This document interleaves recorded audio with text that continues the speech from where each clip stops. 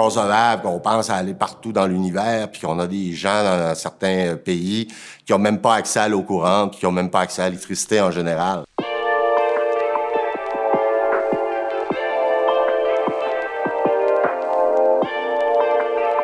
Quand j'étais jeune, quand je suis sorti du cégep, ben là, j'hésitais entre l'histoire et la physique. Tranquillement, pas vite, je suis allé en physique, puis j'ai vraiment aimé ça. J'aimais ça aller vraiment gratter dans le fondamental, là, puis essayer de comprendre les choses jusque dans le fond.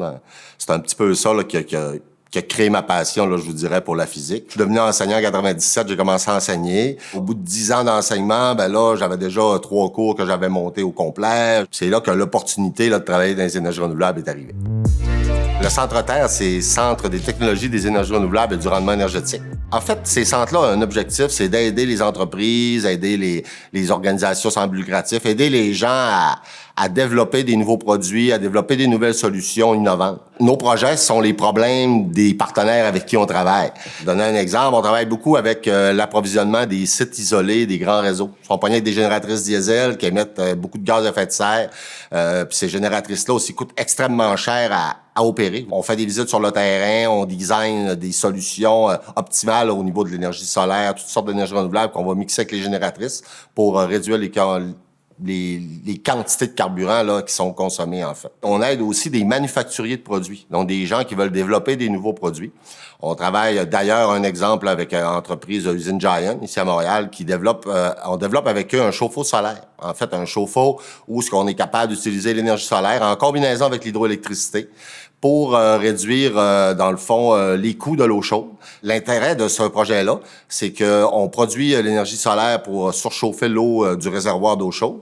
Puis quand on arrive le soir sur l'heure du souper, quand il y a un gros appel de puissance d'Hydro-Québec, donc on est capable, nous, d'utiliser cette eau chaude-là pour pas demander d'énergie à Hydro-Québec, donc réduire la pointe d'Hydro-Québec. Donc, il y a un avantage à la fois pour le distributeur qui est Hydro-Québec, puis il y a aussi un avantage pour le client éventuellement qui va utiliser ce chauffe-eau-là, parce que l'énergie solaire qui est rentrée à l'intérieur coûte moins cher que le tarif d'Hydro-Québec.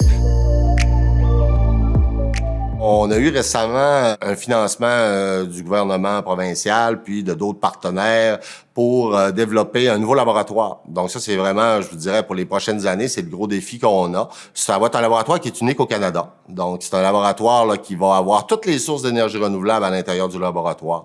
Le but étant de faire des expériences justement, puis développer des nouveaux produits, faire de la formation sur mesure pour les entreprises et pour les gens aussi, faire de la vulgarisation. Les gens vont pouvoir venir visiter. Ça va être un site qui va être ouvert. Le point culminant, là, ça va être de développer ce laboratoire-là, puis de le meubler aussi, d'amener des nouveaux chercheurs, d'amener des gens. C'est de laisser au cégep de Jonquière quelque chose d'extrêmement intéressant. Puis quand je vais prendre ma retraite dans 10 ans, d'avoir quelqu'un qui est fier de reprendre ce laboratoire-là puis de le pousser encore plus loin. Il y a une phrase qui m'a toujours marqué. Moi, j'ai pris ça dans le handbook des énergies renouvelables. Ça, on peut dire, là, energy is the life breath of modern society. C'est-à-dire que quand on n'a pas d'énergie, c'est très, très, très difficile de se développer à tous les niveaux, tant économiquement que socialement, etc. Les solutions, ils existent présentement. Là, il y a des pays, par exemple en Afrique, où c'est extrêmement pauvre, ça n'a pas de bon sens, je trouve que ça n'a pas d'allure. Ces gens-là pourraient, avec un peu d'investissement, des panneaux solaires, puis au moins avoir un peu d'électricité le soir pour lire, avoir une pompe à eau, avoir ces choses-là. Je trouve que c'est tellement fondamental. Un rêve, là, ça serait d'aider tous les gens à avoir au moins accès à un minimum d'énergie.